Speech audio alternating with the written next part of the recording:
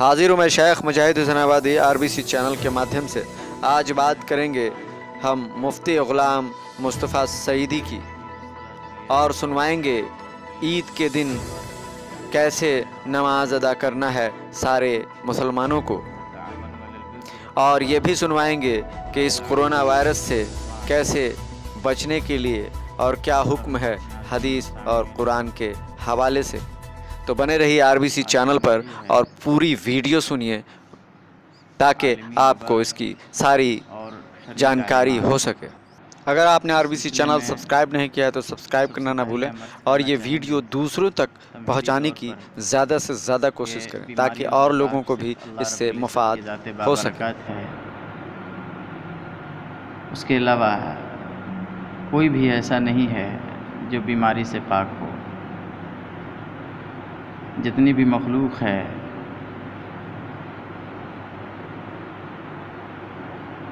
آپ جاندار لے لیں چاہے بے جان لے لیں، سب کو بیماریاں ہوتی ہیں اور بیماری کے مرحلے سے ہر ایک کو گزرنا پڑتا ہے۔ چنانچہ مخلوقات میں سب سے اونچی مخلوق وہ انبیاء علیہ السلام کی ذات بابرکات ہے، انہیں بھی بیماریاں لاحق ہوتی ہیں۔ چنانچہ سیدنا ایوب، حضرت ایوب علیہ السلام کے تعلق سے ہم نے اور آپ نے سنا ہے، اور قرآن کریم نے بھی ان کا تذکرہ کیا ہے کہ بڑی بامشقت اور طویل بیماری انہیں تھی، اور بڑا لمبا وقت انہوں نے گزارا بیمار ہو کر۔ سرکار دو عالم صلی اللہ علیہ وآلہ وسلم کے تعلق سے بھی ہم اور آپ جانتے ہیں کہ حضور علیہ السلام بھی بیماری کے مرحلے سے گزرے۔ اب جو بیماریاں ہوتی ہیں وہ یاد رکھ لیں دو طرح کی ہوتی ہے۔ ایک وہ بیماری جس میں پھیلاؤ نہیں ہوتا ہے، سنکرمن نہیں ہوتا، اور دوسری وہ بیماری ہے جس میں سنکرمن ہوتا ہے، بیماری ہوتی ہے۔ سرکار دو عالم صلی اللہ علیہ وآلہ وسلم نے تعلیم دیتے ہوئے فرمایا کہ مجذوم سے، جس کو کوڑ کی بیماری ہو، کوڑ کے مریض سے ایسے بھاگو جس طرح تم شیر سے بھاگتے ہو۔ یہ بخاری کی روایت ہے۔ پھر ایک اور روایت حضور علیہ السلام فرماتے ہیں کہ لا عدوى ولا طیرہ، کوئی بیماری متعدی نہیں ہوتی، یعنی از خود نہیں پھیلتی۔ اس ارشاد کا منشا یہ ہے کہ بیماری از خود کسی کو نہیں لگتی ہے، اللہ رب العزت اگر چاہے اور اس کی مشیت ہو تو بیماری لگتی ہے۔ زمانے جاہلیت میں لوگوں کا خیال یہ تھا کہ بیماری ایک دوسرے کو لگتی ہے اور خود سے لگ جاتی ہے، تو ایسے خیالات کا کنڈم کیا ہے اسلام نے، اور اس کی بنیاد اور اس کی جڑیں کاٹ دیا ہے اسلام نے۔ اللہ کے نبی صلی اللہ علیہ وسلم نے فرمایا کہ یہ خیال ٹھیک نہیں ہے، بلکہ خیال یہ رکھے کہ اللہ رب العزت کی مشیت ہی سے کسی کو بیماری ہوتی ہے۔ چنانچہ ہم نے اور آپ نے بارہا مشاہدہ کیا ہوگا کہ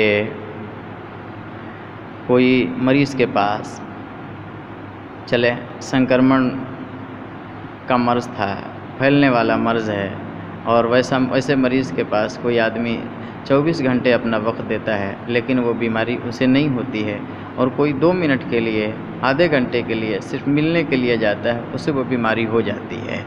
ایسا کیوں ہوتا ہے؟ یاد رکھ لیں سبب ظاہرہ کے درجے میں ہم اس چیز کو رکھ سکتے ہیں، لیکن مؤثر حقیقی ہمیں اور آپ کو جو سمجھنا ہے اللہ رب العزت کی ذات بابرکات کو سمجھنا ہے کہ وہ اگر چاہتا ہے تو بیماری ہوتی ہے۔ البتہ اللہ تعالیٰ نے اس دنیا میں فائدہ حاصل کرنے کے لیے اور نقصان سے بچنے کے لیے اسباب کے اختیار کرنے کا حکم دیا ہے، اس لیے علاج اور پرہیز دونوں کی بڑی اہمیت ہے۔ جناب رسول اکرم صلی اللہ علیہ وآلہ وسلم نے ارشاد فرمایا، سنن ابو داؤد شریف کی حدیث ہے، کوئی بیماری ایسی نہیں ہوتی کہ جس کی دوا اللہ رب العزت نے پیدا نہ فرمائی ہو۔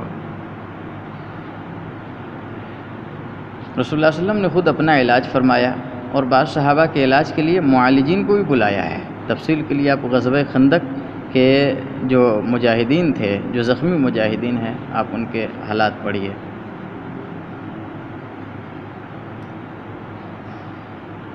تعلیمات کے سلسلے میں دوسری تعلیم اسلام کی یہ ہے کہ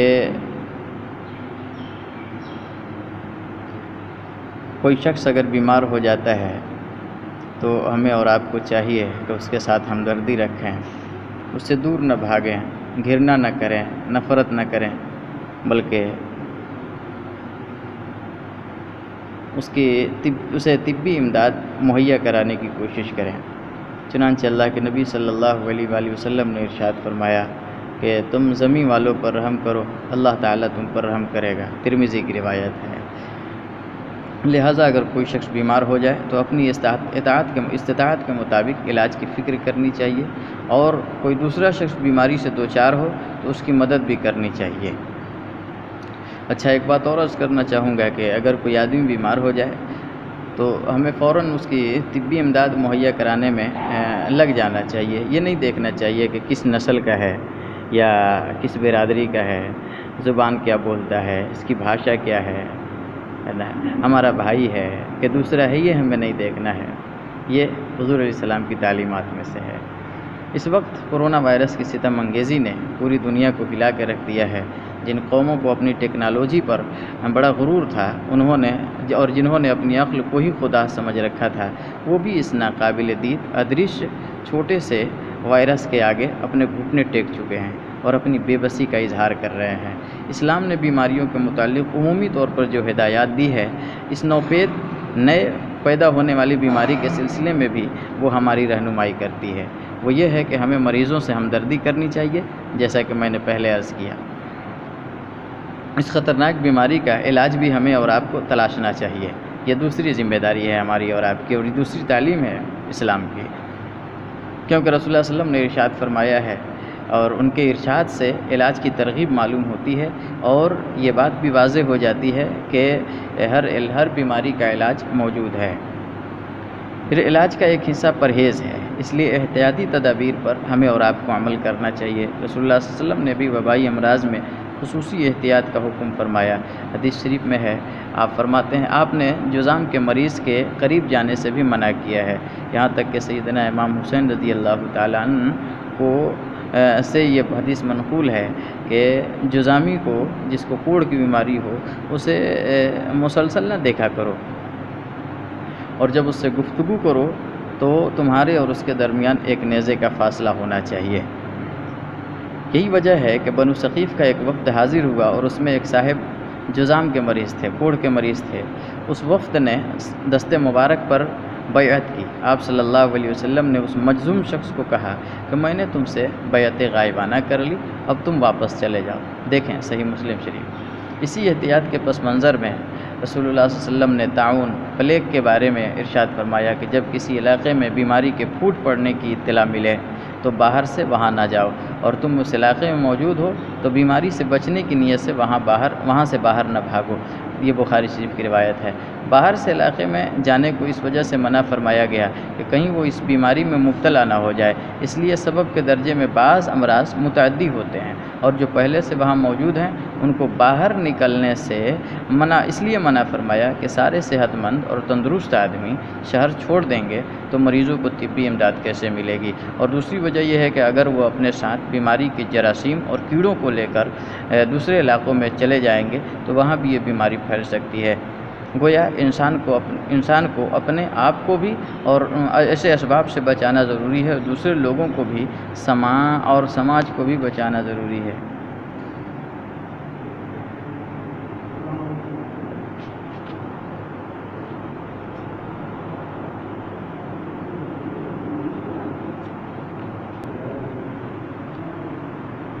گویا اسلام ہمیں کوتاہ بین نہیں بناتا، دررس بناتا ہے، دور تک دیکھنے والا بناتا ہے، چھوٹی سوچ والا نہیں بناتا، بڑی سوچ والا بناتا ہے، اور سائنس کے کاندھے سے کاندھا ملا کر اس کو آگے بڑھانے کی تعلیم دیتا ہے۔ لہٰذا کرونا وائرس کے سلسلے میں ماہرین جن باتوں کی روک کر رہے ہیں اور جن احتیاطی تدابیر کی رہنمائی کر رہے ہیں، شرعی نقطہ نظر سے اس پر عمل کرنا ضروری ہے۔ آپ یاد رکھ لیں کہ جیسے جیسے مریضوں کی سنکھیا میں بڑھوتری ہو رہی ہے اور اضافہ ہو رہا ہے، لاک ڈاؤن کی مدت میں بھی اضافہ ہو رہا ہے، اور جب لاک ڈاؤن کی مدت میں اضافہ ہوگا تو میرے بھائیوں جمعہ کا دن بھی تو ہوگا، وہ جمعہ کا دن بھی پڑ سکتا ہے، اور عید الفطر کا دن بھی ہو سکتا ہے۔ لہٰذا ہمیں اور آپ کو چاہیے کہ ہم لاک ڈاؤن کا النگھن نہ کریں۔ 5 افراد کی جو اجازت ہے نماز باجماعت پڑھنے کے لیے، عید الفطر ہو چاہے نماز جمعہ ہو، تو اس چیز کا خیال رکھیں 5 افراد کے علاوہ چھٹا افراد وہ نہ جائے، چھٹا فرد نہ جائے اور قانون کا النگھن نہ کرے۔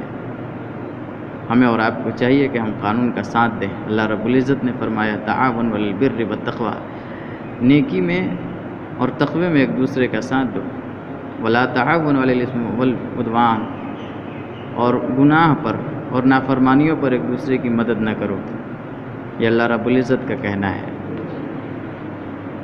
محترم سامعین اور سامعات،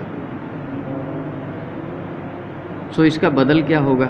میں عرض کرنا چاہوں گا کہ جو لوگ باقی رہ جائیں گے، 5 لوگ تو نماز پڑھ لیں گے، لیکن 5 لوگ کے علاوہ جو جماعت سے رہ جائیں گے، جماعت چھوڑنے کا گناہ ان پر نہیں ہوگا، اس لیے کہ جمعہ کی بہت سی شرطوں میں سے ایک شرط یہ ہے کہ جو جمعہ پڑھنے والا ہو وہ قادر ہو، اور قادر ہونے کا مطلب یہ ہے کہ حکومت کی طرف سے روک نہ ہو، یا اس کی جان کا خطرہ نہ ہو، یا اس کے مال کا خطرہ نہ ہو، اور یہاں خطرہ موجود ہے۔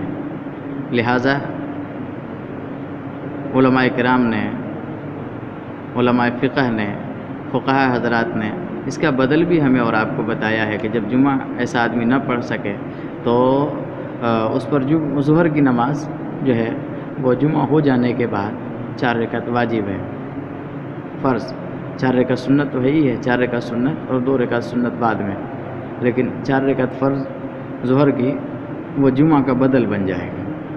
اور عید میں چونکہ بدل نہیں ہے، لہٰذا اس چیز کا خیال رکھیں کہ جب نماز ہو جائے تو آپ 2 رکعت شکرانے کی نیت سے پڑھ لیں، یا نماز چاشت ادا کر لیں، 4 رکعت پڑھ لیں۔